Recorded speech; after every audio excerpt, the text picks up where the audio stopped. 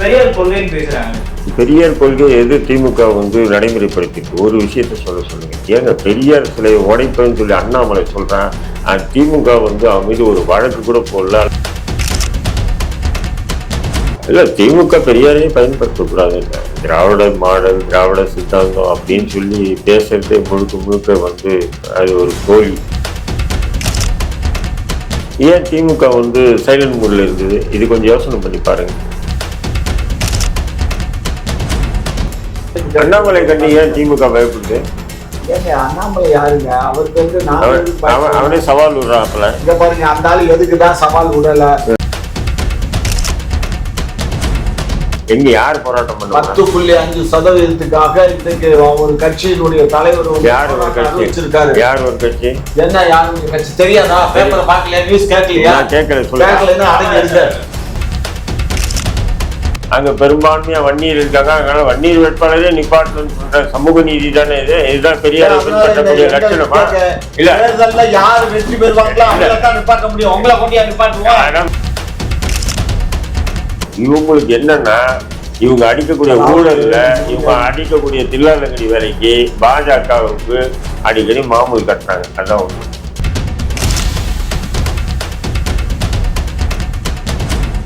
குக்கு செய்தி நேயர்களுக்கு வணக்கம். இன்றைய சிறப்பு வேலை நிகழ்ச்சிக்காக நம்முடைய இணைந்திருப்பவர் திமுகவின் மூத்த முன்னோடி முனைவர் காமராஜ் நாயுடு அவர்கள் மற்றும் இந்திய தேசிய கட்சியின் தலைவர் தல ரஹீம் அவர்கள். வணக்கம் சார். வணக்கம் தல ரஹீம் சார். இப்போ பெரியாரோட வைக்கும் போராட்டம் அது மிகப்பெரிய அளவில் பேசு பொருளா மாறியது. இன்று கேரளா பாத்தீங்கன்னா ஒரு நிகழ்ச்சி ஏற்பாடு செஞ்சு முதலமைச்சர் அவர்களும் சென்றிருக்காங்க. மிகப்பெரிய செலிப்ரேட் பண்ணிட்டு இருக்காங்க. ஆனா பெரியார் அவர்கள் என்றாலே ஒரு இன்னொரு மறுபக்கம் இருக்குல்ல. பெரியார்கள் இப்போ நிறைய விஷயங்கள் செஞ்சாரு, பெண்ணுரிமையாக போராடினார், இது போலாம் இருக்கு. ஆனா அதை தாண்டி பெரியார்கள் மீது நிறைய குற்றச்சாட்டுகளும் இருக்கு. பெரியார் நீங்க எப்படி பாக்குறீங்க? அந்த நூற்றாண்டுல பெரியாருடைய கருத்தியல் ரொம்ப தேவைப்பட்டதுதான் நான் பார்க்கிறேன். அந்த நூற்றாண்டுல இப்ப சிலர் எதிர்க்கலாம், தேசிய சித்தாந்தவாதிகள் எதிர்க்கலாம், அதெல்லாம் வேற விஷயம். அந்த நூற்றாண்டுல பெரியாருடைய சித்தாந்தம் ஏன்னா அன்னைக்கு இருந்த அந்த ஒரு கட்டமைப்பு ஒடுக்கப்பட்ட மக்களுக்கு எதிராக இருந்தது. அதுக்கு எதிராக ஒரு களமாடிய ஒரு நபராக தான் தந்தை பெரியாரை பார்க்க முடியும். நம்ம தந்தை பெரியாரை விமர்சனம் பண்ண முடியாது. அந்த பார்வையில தான் நம்ம பார்க்க முடியும். அதனால இன்னைக்கு வையகம் ஆனா திமுக பெரியாரை பயன்படுத்துவது அபத்தமான விஷயம். பெரியார் நல்ல விஷயம் செஞ்சிருக்காரு. ஆனா திமுக தவறா பயன்படுத்துறாங்க. இல்ல திமுக பெரியாரையே பயன்படுத்தக்கூடாது. திராவிட மாடல், திராவிட சித்தாந்தம் அப்படின்னு சொல்லி பேசுறதே முழுக்க அது ஒரு போலி. பெரியாரை திமுக அரசியலுக்காக தான் பயன்படுத்துவதை தவிர மற்றபடி ஒண்ணுமே இல்லை. அப்படிதான் நான் பாக்குறேன். கிடையாது. பெரியார் கொள்கைன்னு பேசுறாங்க. பெரியார் கொள்கையை எது திமுக நடைமுறைப்படுத்திருக்கு ஒரு விஷயத்த சொல்லுங்க. ஏங்க பெரியார் சிலையை உடைப்பேன்னு சொல்லி அண்ணாமலை சொல்றான். திமுக அவன் மீது ஒரு வழக்கு கூட போடல. அல்ல திமுகவினுடைய முன்னோடி தலைவர்கள் யாரும் கடுமையான கண்டனங்களை பதிவு பண்ணல என்பது அவங்க பெரியாரை நாங்க பின்பற்றோம் அப்படின்னு சொல்றதுல என்ன இது இருக்கு சொல்லுங்க. அதிமுக கூட கண்டனம் தெரிவிச்சு, டாக்டர் ராமதாஸ் கூட கண்டனம் தெரிவிச்சாரு அண்ணாமலை பேசுறதுக்கு. ஏன் திமுக சைலண்ட் மூட்ல இருந்தது? இது கொஞ்சம் யோசனை பண்ணி பாருங்க. என்னன்னா இப்போதைக்கு திராவிட மாடல் அதை வச்சுக்கிட்டு இவங்க ஓட்டுற சீனு திமுக. மற்றபடி பெரியார் மீது இவங்களுக்கு அந்த அளவுக்கெல்லாம் ஒன்றும் பற்று பாசமெல்லாம் இல்லை. கமல் சார், நம்ம இன்னைக்கு பெரியார் மிகப்பெரிய அளவு செலிப்ரேட் பண்றோம். லைக் திராவிட மாடல் ஒரு டேக்லைனாவே பயன்படுத்துறோம். ஆனா பெரியாரோட கொள்கையை நம்மளால இம்ப்ளிமெண்ட் பண்ண முடியுதா? அவருடைய கொள்கைகளை தானே நாங்க விதவை மறுமணம் யார் காலத்துல பண்ணது? அது பெரியார். இப்போ கரண்ட்ல நாங்க தான் பண்றோம்ல கண்ணு. விதவை மறுமணம் செய்துக்கிட்டா அதுக்கு நாங்க பணம் ஏற்கனவே யார் கொண்டு வந்தாங்களா? ஆமா, இந்த ஆட்சினா திராவிட முன்னேற்ற கழகம் தான் கொண்டு வந்தது. இப்போ இருக்க ஆட்சியில கேக்குறேன். திராவிட மாடல் என்பது இப்பதான் சொல்லப்படுது. பாருங்க, இப்பதான் நேற்று தாங்கிறது இல்ல. அவருடைய கொள்கை அது பெரியார் என்பது ஒரு மூலக்கரு. அந்த மூலக்கரு அது மூலக்கருவா தான் இருக்கும். அதை நாங்க உபயோகப்படுத்துறோம், அவ்வளவுதான். அது அது அந்த கருவுல இருந்து வந்தவங்க தான் திராவிட பயன்படுத்தாமுங்க. செயல்படுத்த மாட்டோம். எங்களுடைய தலைவர் அவர் தானுங்க. நீங்க எங்க தலைவர் பெரியார் அவருடைய தலைவர்னு சொன்னா பேனா சிலை வந்து ஏன் கலைஞருக்கு வைக்கணும், பெரியாருக்கு? அது எங்களுடைய இஷ்டங்க. நாங்க பெரியாருக்கு வைக்கிறோம், அண்ணாவுக்கு வைக்கிறோம், கலைஞருக்கு வைக்கிறோம். இது வந்து எங்களுடைய கட்சியினுடைய கொள்கை முடிவு. எங்க இஷ்டம், தலையிடுறதுக்கு எங்க இஷ்டம், எங்க கொள்கை, எங்க இஷ்டம். சார் இங்க பாருங்க, இந்த மாதிரி எல்லாம் பேசுறீங்கிறதுக்காக தான் அதை கூட நாங்க நிப்பாட்டி வச்சுட்டோம். அந்த பேனா சிலைய பேனா சிலை வாஸ்து சரியில்லை நிப்பாட்டி இருக்கோம். வாஸ்து சரியில்லை பாத்துக்கோ. இந்த மாதிரி ஒரு முஸ்லீம் வந்து வாஸ்துவை பத்தி பேசுற அளவுக்கு நான் பேசல, நீங்க அதை பின்பற்றி இருக்க. நேற்று கூட வந்து உதயநிதி வந்து ஏதோ சனாதன இது எதிராக செயல்பட்டதுனால வந்து தோஷம் வந்திருக்குன்னு சொல்லி தோஷத்தால நீக்கி இருக்கிற தகவலாம் வருது, ஆடியோ வீடியோலாம். ஏங்க இதெல்லாம் வந்து ஏதோ சில வேறு சில இதுகளை கட்டுக்கதைகளையும் சில புரட்டு கதைகளையும் அவுத்து விடுவாங்க. இதுக்கெல்லாம் நாங்க பொறுப்பாக முடியாது. இங்க பாருங்க, ஒவ்வொரு காலகட்டங்களையும் ஒவ்வொரு போன நூற்றாண்டுல பெரியார் வந்து எவ்வளவு போராட்டம் பண்ணாருங்கிறது இன்னைக்கு வைக்கத்துல வந்து அவர் போயிருக்காருன்னா அதுக்காக 6 மாசம் சிறைக்கு போனாரு. சிறை முடிஞ்சு வெளியில வந்தாரு, திரும்ப சிறையில் அடைக்கப்பட்டாரு. அவர் சிறையில் இருந்த காலத்துல அவருடைய துணைவியாரும் அவருடைய கொழுந்தியார் 2 பேரும் போய் அந்த போராட்டம் முன்னிறுத்தி நடத்தினாங்க. இந்த மாதிரி எல்லாம் ஒரு அந்த காலத்துல, அதாவது அதிகமான கல்வி அறிவு இல்லாத காலத்திலேயே அவங்க எல்லாம் இந்த மாதிரி பண்ணாங்க. அப்ப அப்படிப்பட்ட ஒரு தலைவருடைய ஃபாலோயர்ஸ் தான் நாங்க. ஆகையினால அவரும் நாங்க ஃபாலோ பண்றோம். அதுதான் நீங்க ஃபாலோ பண்ணுங்க, வேணாம் சொல்ல. அரசியலுக்காக மட்டும் பயன்படுத்தாதீங்க. அண்ணாமலை பெரியார் சிலையை உடைப்பேன்னு சொன்னாங்க. அண்ணாமலை பெரியார் சிலையை ராஜா சொன்னான். ராஜா அண்ணாமலையும் சொன்னாப்ல, எங்களை தவறுன்னு சொல்லாதீங்க. நாங்க வந்து ராஜா மேல ஏற்கனவே வழக்கு போட்டு அந்த வழக்குல அவர் மன்னிப்பு. அண்ணாமலை கண்டி ஏன் திமுக பயப்படுது? ஏங்க அண்ணாமலை யாருங்க? அவருக்கு வந்து அவனே சவால் விடுறாப்புல. இங்க பாருங்க, அந்த ஆளு எதுக்குதான் சவால் விடல? நேத்தி கூட பிரஸ்ல அந்த ஆளு சவால் விட்டான். என்ன சவால் விட்டாரு? நாங்க வந்து எதுக்கு சவால் விட்டாருன்னா, செந்தில் பாலாஜி மேட்டர்ல நான் சொல்றது தவறா இருந்தா என்ன கைது பண்ணுங்கிறாரு.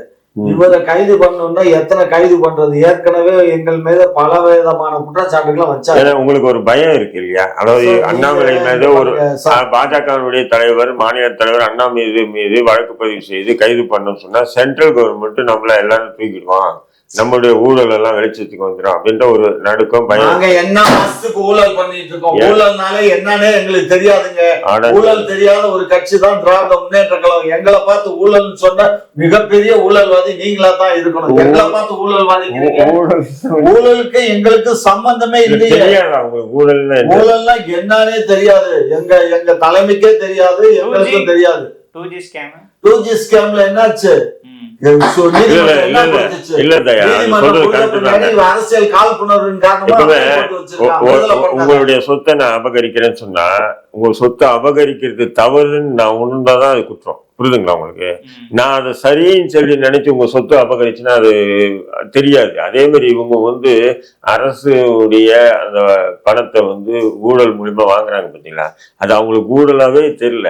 அது நம்ம எடுத்துக்கிட்டோம்டா, நம்ம கவர்மெண்ட்டும் நம்ம எடுத்துக்கிட்டோம் அப்படின்றது தான் நினைக்கிறேன். அதான் ஊழல்னா எங்களுக்கு எதுவுமே தெரியாதான். இல்ல தம்பி, சரிங்களா? அதாவது குற்றத்தை குற்றம் என்று உணர்ந்தாதான் அது குற்றம். அவங்க ஊழலை வந்து அது குற்றமாக உணரல திமுக காரங்க. அது நம்ம சுத்துறாது, நம்ம தேவையான போது எடுத்துக்கலாம், எவ்வளவு வேணா எடுத்து வச்சுக்கலாம் அப்படின்றது திமுகவுடைய தலைவர்கள் இருந்து தொண்டர்களையும் அதுதான். அதனால அது அவங்க சொல்றா பாருங்க, ஊழல்னா எங்களுக்கு ஒண்ணுமே தெரியும், அது ஊழல்ன்ற அர்த்தமே புரியாது அவங்களுக்கு.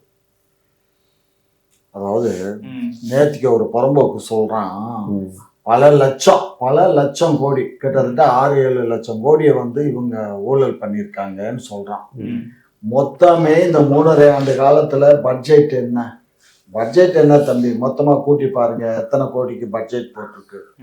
இப்படி பட்ஜெட் போட்டு அதுக்கு பிடிஆர் பழனிவேல்ராஜன் பேசுறாரு. அதுல வந்து நாங்க இத்தனை லட்சம் கோடி ஊழல் பண்ணிருக்கோம்னு சொன்னா அறிவு கட்டதனமா பேசுறேன். சரி, நீங்க அவனை செருப்பு கிட்ட அடிக்கீங்க. பிடிஆர் பழனிவேல்ராஜன் என்ன சொன்னாரு? அவர் ஒன்னும் சொல்லல. அதாவது கற்பனை பண்ணி மிமிக்ரி பண்ணதை கொண்டு வந்து மிமிக்கிரியா என்ன கவர்மெண்ட் உங்களுக்கு தானே. அது இப்ப வெளியிட்ட அண்ணாமலை மீது வழக்கு போட்டு ஜெயில போடுங்க, அது கூட ஜெயில இருக்கு. அண்ணாமலை மேல சவுத் சங்கர் மேல எல்லாம் வழக்கு போட்டுக்கிட்டே இருந்தோம். எங்களுக்கு வேற அரசு வேற வேலையே. ஏங்க எவ்வளவு பெரிய குற்றச்சாட்டு. ஒரு அமைச்சருங்க, திமுகவினுடைய முன்னோடி அமைச்சர், அவர் சொல்றாரு உம்மான மௌனுங்க இவனுக்கு 2 பேரும் அடிக்கிற கொள்ள இருக்க யாரு, உதயநிதி ஸ்டாலினும் அவருடைய மருமகன் முதல்வருடைய மருமகன் சபரீசன் சேர்ந்து அடிக்கிற கொள்ள வந்து திமுக தலைவர் அடிச்சதை விட 3 மடங்கு அதிகமா இந்த 2 வருஷத்துல அடிச்சிட்டானுங்கன்னு சொல்றாரு. இது சாதாரணமான வார்த்தையா? அந்த ஆடியோ வெளியே வந்திருக்குன்னா அந்த ஆடியோ ஃபேக்ட் இது வந்து பொய்யா வந்து ரெடி பண்ணிருக்குன்னு சொல்லி வழக்கு பதிவு செஞ்சு அவங்களுக்கு ஜெயில போட்டுருக்கலாம்ல. நீங்க ஏன் பதுங்குறீங்க? நீங்க உடனே ஏன் பாஜக கிட்ட சமரசம் வீசுனீங்க? ஊழல்னா என்னன்னு தெரியாது. அவங்க கூட இருந்த அமைச்சர் காரி துப்புறான். கலைஞர் செய்யாத ஊழல வந்து இவங்க செஞ்சுட்டாங்கன்னு. சார் நம்ம மீன் போட்டா நிறைய பேரை கைது பண்ணி உள்ள போடுறோம். இந்த மாதிரி ஒரு மிகப்பெரிய குற்றச்சாட்டை வைக்கிறப்ப அது யாரு பண்ணாங்க? வழக்கு பதிவு வச்சு பண்ணிருக்கணும்ல. ஒண்ணு இல்ல தங்கம், இதெல்லாம் அதாவது போற போக்குல சொல்லிட்டு பாஜக பயம் அதனாலயா? அப்படி இல்ல தங்கம், போற போக்குல நீங்க வந்து எதை வேணாலும் சொல்லுவாங்க. மேல வழக்கு போட்டாக்க இந்த வழக்குக்கு நாங்க அல்லாடுறதுதான் வேலை, அதுல கான்சன்ட்ரேட் பண்றதுதான் எங்க டைம் பாஸ் ஆகுமே தவிர மக்களுடைய தேவை என்னவோ மக்களை நாங்க பாதுகாக்கிறதுக்கு மக்களுக்கு நாங்க டயத்தை செலவு பண்ணுமே தவிர இது போன்ற தேவையில்லாத சில்லறை விஷயங்கள்ல எல்லாம் நாங்க டயத்தை வேஸ்ட் பண்ண விரும்பல. அப்படி இப்ப பண்ணட்டும், உங்க ஊழலை பத்தி சொல்லட்டும், நீதிமன்றத்துக்கு போகட்டும், நீதிமன்றம் எங்கள்கிட்ட கேள்வி கேட்கட்டும், அன்றைக்கு நாங்க நீதிமன்றத்துல பதில் சொல்லிக்கிறோம். இல்ல ஊழலை பத்தி யாரும் குற்றச்சாட்டு வைக்கல, ஒரு அமைச்சரே சொல்றாரு ஊழலை பத்தி. அமைச்சர் சொன்னதான் ஃபேக்ட்னு அவரே 3 மீட்டிங்ல பேசிட்டாரு. அவரு ஃபேக்ட்னு சொன்னா அது வெளியிட்டது தவறுன்னு சொல்லிட்டு ஏன் வழக்கு பதிவு செய்யல? இது எவ்வளவு பெரிய குற்றச்சாட்டு. சக அமைச்சர் எங்க இஷ்டங்க, நாங்க வழக்கு தொடுப்போம், தொடுக்காம விடுப்போம், மன்னிப்போம், மறப்போம், அது எங்க இஷ்டம். அதை சொல்றதுக்கு நீங்க அப்ப என்னன்னா அது வழக்கு தொடுத்தாங்கன்னு சொன்னா இல்ல அது ஹைதராபாத்துக்கு அனுப்பி ஃபாரன்சிக் ரிப்போர்ட்டுக்கு வந்து ரிப்போர்ட் வந்துன்னா அது வந்து பிடிஆர் பழனிவேல்ராஜனுடைய குரல் தான் சொல்லிட்டு உறுதி செய்யப்படும். அப்ப பிடிஆர் பழனிவேல்ராஜனுடைய குரல் தான் உறுதி செய்யப்பட்டால் அப்ப இவங்க திமுக வந்து அதாவது துணை முதல்வரும் சபேசனும் சேர்ந்து அடிச்ச கொள்ளைகள் அம்பலம் ஆயிடும். அதனால இந்த விஷயத்த அப்படியே கண்டுக்காம விட்டுட்டாங்களா அப்படின்ற கேள்வி எழுதா இல்லையா? சொல்லுங்க நீங்க. சாதாரணமான குற்றச்சாட்டு இல்ல. நமக்கு ஏத்த மாதிரி வந்து அரசை வந்து பயன்படுத்திக்கிறோம்ன்ற கேள்வி இருக்குல்ல. நமக்கு தகுந்த மாதிரி இல்ல, மக்களுக்கு தகுந்த மாதிரி. மக்களுக்காக தான் அரசை பயன்படுத்துறோமே தவிர எங்களுக்காக இல்ல. எங்களுக்கு எதுக்கு அரசு? நாங்க அரசனுடைய வேலைக்காரன், மக்களினுடைய சர்வன்ட். மேல் போட்டு நான் கைது பண்ண மாதிரி இங்க வாய்ஸ் ரிலீஸ் பண்ணவனையும் வழக்கு பதிவு செஞ்சிருக்கணும்ல, கைது பண்ணிருக்கணும்ல. கண்ணு பண்ணதும் பண்ணாததும் அரசு இருக்கும். அரசு எடுக்குதா எடுக்கலங்கிறது அரசோட முடிவு. அரசு எங்களுடைய தலைவர்கிட்ட தான் இருக்கு. அது ஏன் எடுக்கலைங்கிறத நான் அவரை கேட்க இயலாது. அது மக்கள் பாத்துக்குவாங்க. ஏன் எடுக்கலைன்னு மக்களுக்கு தெரியும், மக்கள் பாத்துப்பாங்க. ஒரு பொய்யான குற்றச்சாட்டுக்கு நாங்க போய் எங்க அப்பா குதிரைக்குள்ள இல்லைன்னு நாங்க எதுக்கு போயணும்? தேவை என்ன இருக்கு? உண்மையா குற்றச்சாட்டு உண்மையா இருந்தா அது சம்பந்தமா நாங்க பார்க்கலாம், பேசலாம். உண்மையே இல்லாத போது எதுக்கு நாங்க அதுல போய் தலையிடணும்? அப்ப உண்மை இல்லைன்னு சொல்லிட்டு இந்த விஷயத்துக்காக நீங்க தலையிட மாட்டீங்க. சிவி சண்முகத்து மீது ஏன் வழக்கு போட்டீங்க? சிவி சண்முகத்து பேர்ல எதுக்காக வழக்கு போட்டோம்? அவர் ஒரு கருத்து சொன்னாருன்னு சொல்லிட்டு போட்டீங்களா? பாருங்க, எல்லா கேட்டகரியும் ஒரே கேட்டகரியில வராது. பல விஷயங்கள்ல பல மாதிரி தான் இருக்கும். நானும் சொல்றேன், இது அப்ப நீங்க வந்து 30,000 கோடி 40,000 கோடி 2 வருஷத்துல சம்பாதிச்சார் அப்படின்ற தகவலை வந்து தெரியுமா உங்களுக்கு? அப்போ பிடிஆர் பழனிவேல்ராஜன் சொல்றது உறுதியாகப்படுது இல்லையா? அப்ப பிடிஆர் பழனிராஜனே வந்து ஒரு அமைச்சரவையில் இருக்கக்கூடிய ஒரு அமைச்சரே தன்னுடைய கட்சியினுடைய மூத்த தலைவர் குடும்பம் வந்து இவ்வளவு கொள்ளை அடிக்குதுன்னு சொல்லி பகிரங்கமா பேசுறாருன்னு சொன்னா அதை எப்படி சாதாரணமா கடந்து போங்கன்னு சொல்றாரு? எனக்கு ஒன்றும் புரியல. எங்களுக்கு சம்பந்தம் இல்லாத செயலை எங்க அமைச்சர் பேசலைன்னா அவர் சொல்லிட்டாரு. அவர் 2 முறை பிரஸை மீட் பண்ணி சொல்லிட்டாரு. நேரடியா சிஎம் கிட்டே விலைக்கு சொல்லிட்டாரு. அதுக்கப்புறமும் திரும்ப இந்த சமாச்சாரத்தை பத்தி பேச வேண்டிய அவரு பேசலன்னு சொன்னா அண்ணாமலை வெளியிட்ட ஆடியோ வெளியிட்ட அண்ணாமலை மீது வழக்கு போடுறதா போடலையாங்கிறது அது எங்க இஷ்டம். அதை நீங்க சொல்ல வேண்டிய தேவையில்லை. எங்களுக்கு பெரியார் வந்து அடிப்படையா பேசுவது வந்து சமூக நீதி தான். நம்ம சமூக நீதியை ஃபாலோ பண்றோமா? வேங்கவேல் இஷ்யூ போல நிறைய இஷ்யூ வந்து தொடர்ந்து நடந்துட்டே இங்க இருக்கு. பாரு, சமூக ரீதியா நம்ம பேசுறோம். வேங்கவயல் பிரச்சனை அது மாதிரி சமூக நீதி பேசுறீங்கல்ல, உடனடியாக வாட்டர் டேங்க் கட்டி பைப் லைன் போட்டு உடனடியாக அந்த மக்களுக்கு ஒரே வாரத்துல தண்ணி சப்ளை செய்யப்பட்டு என்னமோ வேங்கவயல் மயிர் வயல் எவனை பார்த்தாலும் வேங்கவயல் யாரு பண்ணது என்பவரை கண்டுபிடிச்சு அதை செஞ்சாதான் சமூக இங்க பாரு, யாரு செஞ்சாங்கிறதெல்லாம் எனக்கு தெரியும். இங்க பாரு, எனக்கு தெரியும் எல்லாமே. எனக்கு என்னன்னா ஜாதி கலவரத்தை உண்டாயிடும், புரிஞ்சுக்கோ. ஜாதி கலவரம் உண்டாக தப்பு பண்ண உண்டானா இதுக்குதான் ஒரு இப்ப ஒருத்தர் அண்டம் கிடுகிடுக்குன்னு ஒருத்தர் பேசுறாரு. அண்டம் கிடுகிடுக்குமா? 10.5% இவருக்கு கொடுக்கலைன்னா அண்டம் கிடுகிடுக்குமா? நம்மளா கொடுக்க மாட்டோம்னா கொடுக்கறதுக்கு தான் இவங்க ரெடியா இருந்தாங்களே. ஏன் சுப்ரீம் கோர்ட்ல நீங்களும் வழக்கறிஞரை வச்சு வாதாட வேண்டியது தானே. அதை சுப்ரீம் கோர்ட்ல தடை பண்ணிட்டான். அதை வச்சுக்கிட்டு ஆதாரம் கேட்கறாங்க, நீங்க கொடுக்க மாட்டீங்க. எது ஆதாரம் கேட்கறாங்க, நீங்க கொடுக்க மாட்டீங்க. ஆதாரம் என்ன என்கிட்ட என்ன இருக்கு? புள்ளி விவரம் அவங்க கொடுக்க வேண்டியதுதானே. ஜாதி வாரி கணக்கெடுப்பு எடுங்க. ஜாதி வாரி கணக்கெடுப்பு நாங்க எடுக்க இயலாது. நாங்க தான் சொல்றோமே, ஒன்றிய அரசு தான் எடுக்கணும், மாநில அரசு எடுக்க மாட்டோம். உள் இடஒதுக்கீடுக்கு கொடுக்கலாம் சார். உள்ள ஒதுக்கீடுக்கு நாங்க கொடுக்க வேண்டிய அவசியம் இல்ல. ஒன்றிய அரசு தான் எடுக்கணும், எடுத்து கொடுக்கட்டும். உள்ள ஒதுக்கீடு நாங்க என்னத்துக்கு ஏற்கனவே உள்ள ஒதுக்கீடு வந்து நாங்க ஆட்சியில இருக்கும்போது 3% அருந்ததிய மக்கள் கொடுத்ததே பேச்சு பொருளா இருக்கு. இந்த மக்களுக்கு ஒரு 4% கொடுத்ததையும் பேச்சு பொருளா இருக்குது.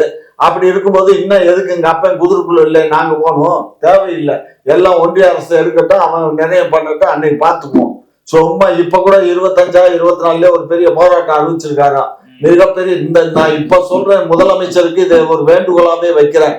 இது போன்ற செயல்கள் வன்முறையில் ஈடுபடுபவரை சரியான முறையில தண்டிக்க தவறினார் இது வந்து கட்டவிழ்த்தப்படும். இங்க இருக்கக்கூடிய எல்லா மக்களையும் அடக்கி ஆளக்கூடிய ஒரு கட்டாய சூழ்நிலை வரும். அதை முதலமைச்சர் கருத்தில் கொண்டு இரும்பு கரம் கொண்டு இது போன்ற செயல்களை தவறு செய்பவர்கள் எவராக இருந்தாலும் யாராக இருந்தாலும் அவர்களை பிடித்து சட்டப்பூர்வமா நீதிமன்றத்தின் வாயிலாக தண்டிக்கணும்னு நான் கேட்டுக்கிறேன். ஏன்னு கேட்டீங்கன்னா, இப்ப இதுல வந்து நீங்க சொன்னீங்களே, இந்த இதுல வந்து கலந்தது வந்து யாருக்குன்னு அரசாங்கத்துக்கும் தெரியும், எல்லாத்துக்கும் தெரியும். இத வந்து மூடி மறைச்சதே தப்பு. அதை எவனோ அந்த பிடிச்ச அவங்களை எல்லாம் உள்ள தூக்கி போட்டு ராணுவத்தை கொண்டு வந்து வச்சு தொப்புன்னு கோக்கா கருவி சொல்ற மாதிரி கூட சுட்டு போட்டோம்னா தான் அடங்கி உட்கார்ந்துருப்பான். அடங்காம இருக்க பயிர்களுக்காக நம்ம வந்து எதுக்கு வேண்டாம்னு எதுக்கு போகணும்? போறதே தப்பு தான். இது முதலமைச்சர் கொஞ்சம் தயவு செஞ்சு இந்த போராட்டத்தை அடக்கணுமே தவிர இதுக்கு வந்து ஆதரவு தெரிவிக்க. எந்த போராட்டம் கேட்டது வேங்கவயல் ஒரு ஏதோ போராட்டம் 10.5% இதெல்லாம் என்ன பேசுறீங்க நீங்க? என்னங்க எங்க யார் போராட்டம் பண்ண? 10.5%க்காக இன்னைக்கு ஒரு கட்சியினுடைய தலைவர் யார் ஒரு கட்சி? யார் ஒரு கட்சி? என்ன யாருடைய கட்சி தெரியாதா? பேப்பரை பார்க்கல, நியூஸ் கேட்கலையா? கேட்கல சொல்லுங்க. அடங்கி இருக்க சும்மா யாரு பாட்டாளி மக்கள் கட்சி? இதெல்லாம் பார்த்துட்டு வரணும். இல்ல பாட்டாளி மக்கள் கட்சியா? அதெல்லாம் நான் சொல்ல வேண்டியதுல தான் அவர் தான் சொல்றாரு. இல்ல அப்ப ஏன் அவரை கண்டு பயப்படுறீங்களா நீங்க? திமுக ஏன் பேர் சொல்ல மாட்டீங்க? பாருங்க, நான் வந்து இது வந்து ஒரு பெரிய மிரட்டலுங்க. இந்த மிரட்டலுக்கெல்லாம் நம்ம பயந்தோம்னா அப்ப ஆட்சி பண்ண இயலாது. மிரண்டு போய் தான் பாமக அதனுடைய தலைவர் அன்புமணி சொன்னாரு, டாக்டர் ராமதாஸ் சொன்னாரு. சொல்லுங்க, ஏன் நீங்க அதை விட்டு ஒரு கட்சி ஒரு தலைவர் ஒரு கட்சி ஒரு தலைவர் ஒரு கட்சி ஒரு தலைவர் கேட்டது வேங்கவயல். வேங்கவயலுக்கும் டாக்டருக்கு என்ன சம்பந்தம்? உங்களுக்கு தெரியும் இல்ல? என்ன தெரியும்? என்ன தெரியும்? நான் கேட்ட கேள்வி வந்து வேங்கவயல் சமூக நீதி பிரச்சனை. நீங்க வந்து ஏன் இப்ப 10.5 உள்ள கொண்டு வந்தீங்க? வேங்கவயல் வந்து 10 வேங்கவயல் வந்து இதேதான் பிரச்சனை. இங்க இருக்கக்கூடிய சில நாங்க தான் உயர் வகுப்பினர்னு சொல்லிட்டு அந்த மக்களை வந்து இம்சப்படுத்துறதையே தொழிலா வச்சுட்டு இருக்காங்க. யார சொல்ல வரீங்கிறது இல்ல, இதெல்லாம் புரிய வேண்டிய உங்களுக்கு புரியும். யாரு அதை பண்ணினாங்களோ அவங்களுக்கும் புரியும். இதெல்லாம் யாரு டிரான்ஸ்போர்ட் பண்ணாங்களோ அந்த அதிகாரிகளுக்கும் தெரியும். ஆகையினால இந்த மேட்டரை வந்து வெளிக்கொண்டு வந்து இதை வந்து நம்ம பண்ணியிருந்தோம்னா இன்னைக்கு இந்த அளவுக்கு சில பிரச்சனைகள். நம்ம தான் விக்கிரவாண்டி இடைத்தேர்தலே வந்து அங்க பெரும்பான்மையா வன்னியர் இருக்காங்க. அதனால வன்னியர் வேட்பாளரே நிப்பாட்டணும்னு சொல்ற சமூக நீதி தானே இது? இதுதான் பெரியார் பின்பற்றக்கூடிய லட்சணமா? இல்ல தேர்தல்ல யாரு வெற்றி பெறுவாங்களோ அவங்களை தான் நிப்பாட்ட முடியும். உங்களை கொண்டு நிப்பாட்டுவோம் பாருங்க. நீங்க சமூக நீதியாச்சா பெரியாரை பின்பற்றக்கூடிய ஆளாச்சா? நீங்க அங்க என்ன பண்ணணும்? நீங்க சாதியை பார்த்தீங்க. நீங்க திராவிட பாரம்பரியம், திராவிட மாடல், சமூக நீதி, நாங்க பெரியாருடைய பேரைகள் எந்த வரையும் பேச்சுக்கு மட்டும்தானா? நீங்க என்ன பண்ணிருக்கணும்? அங்க வந்து நீங்க உண்மையே ஒரு சமூக நீதியை காட்டியிருக்கணும். தேர்தல் நேரத்துல நீங்க காட்டுறதுல உட்கார வச்சு வேட்பாளர் தேர்வு செய்யும் போது நீங்க எந்த ஜாதின்னு கேட்டுதான் வேட்பாளர் தேர்வு செய்யறாங்க திமுக. இதுதான் பெரியார் மட்டும் இல்லைங்க, எல்லா அரசியல் எல்லாரும் செய்யறாங்க. நீங்க தானே ஆகும்னு சொன்னா நாங்க பெரியாருடைய பேரன் சொல்றீங்க. அப்படி எல்லாம் இல்ல, எல்லா அரசியல் கட்சியிலும் இது அப்படி சாத்தியம். ஏன்னா அதுதானே எல்லா அரசியல் கட்சியும் செய்யறாங்க. நீங்க தானே பெரியாருடைய பேரன் சொல்றீங்க. ஓட்டு அரசியலுக்கு வரலத்தம்மா, நல்லா புரிஞ்சுக்கோங்க. அவரு ஓட்டு அரசியலுக்கு வரல. ஓட்டு அரசியலுக்கு வந்தது திராவிட முன்னேற்ற கழகம். நாங்க ஓட்டு வாங்குறதுக்கு எப்படி எல்லாம் நாங்க இந்த கேண்டிடேட்டை நிப்பாட்டணுமோ அப்படிதான் நாங்க நிப்பாட்ட இயலும். இது ஓட்டு அரசியல். ஓட்டு அரசியல் இல்லாம இந்த திக இன்னைக்கு பேசிட்டு இருக்காங்க. அது அவங்க திராவிட கழகத்தினுடைய கொள்கை. அந்த கொள்கை ஆட்சிக்கு சரி வராது. ஆட்சிக்கு சரி வரணும்னா நம்ம அதுக்கு அப்ப நீங்க திமுக காரன் யாரும் திராவிட கொள்கையை பத்தி பேசக்கூடாது. அது எல்லாம் பாருங்க, ஏன் மேடையில நீங்க என்ன பண்ணுங்க, நல்லதை எடுத்துக்குவோம், கெட்டதை ஒமிட் பண்ணுவோம், அவ்வளவுதான். எங்களுக்கு எது நல்லதுன்னு தெரியுதோ அதை எடுத்துக்குவோம், எங்களுக்கு எது கெட்டதுன்னு தெரியுதோ அதை விட்டுடுவோம், அவ்வளவுதான். உங்களுக்கு தேவைன்னா பாஜகவை இடுப்புல வச்சுங்க, தேவையில்லைன்னு சொன்னா சனாதன தேவைன்னா வச்சுக்குவோம், தேவைன்னா அந்த நாட்டினுடைய நலனை கருதி அன்றைக்கு கூட்டணி வச்சோம். அன்றைக்கு தேர்தல் நடந்திருந்தா 40,000 இப்போ கள்ள உறவு வச்சிருக்கீங்க. கள்ள உறவு, ஆமா, அது ஒரு 18 வயது பருவம் அங்க. அதனால நாங்க அதோட போய் 18 வயது பருவம் கள்ள உறவு வைப்பீங்களா? கள்ள உறவுன்னா என்ன அர்த்தங்க? கள்ள உறவுன்னா என்ன பேசுறீங்க? கள்ள உறவு நல்ல உறவு அதானி கூட கூட்டணிங்க. நாங்க மாநில அரசு, அது ஒன்றிய அரசு. ஒன்றிய அரசுக்கு மாநில அரசினுடைய சப்போர்ட் வேணும், மாநில அரசுக்கு ஒன்றிய அரசினுடைய சப்போர்ட் வேணும். கலைஞர் ஆணையமுக்கும் மத்திய அரசு கூப்பிடுறது என்ன சார்? அதை வெளியே நம்ம ஏத்துக்கலாங்க. அவரு ராஜ்நாத் சிங் வந்தது கூட ஏத்துக்கலாம். ஏன்னா அது ரிசர்வ் பேங்க் ஆஃப் இந்தியா தான் தலை வெளியிடுறது. சரி, அண்ணாமலை எதுக்கு தம்பி வா எங்களுடைய நிகழ்ச்சி கலந்துக்கோ, அது பின்னாடி நின்ற தம்பி அண்ணாமலைன்னு பக்கத்துல கூப்பிடுவாங்க. பெரியாருடைய சிலையை உடைக்கணும். அண்ணா ஒரு பெரியாருடைய சிலையை உடைப்பேன், அண்ணா ஒரு குழப்பவாதி, அண்ணா சாதி தெரியும் அப்படின்னு பேசின நபரை அடைச்சு வச்சு அழகு பாக்குறாங்க. இவங்களுக்கு என்னன்னா, இவங்க அடிக்கக்கூடிய ஊழல்ல, இவங்க அடிக்கக்கூடிய தில்லாலங்கடி வேலைக்கு பாஜகவுக்கு அடிக்கடி மாமூல் கட்டுறாங்க. அதான் உண்மை.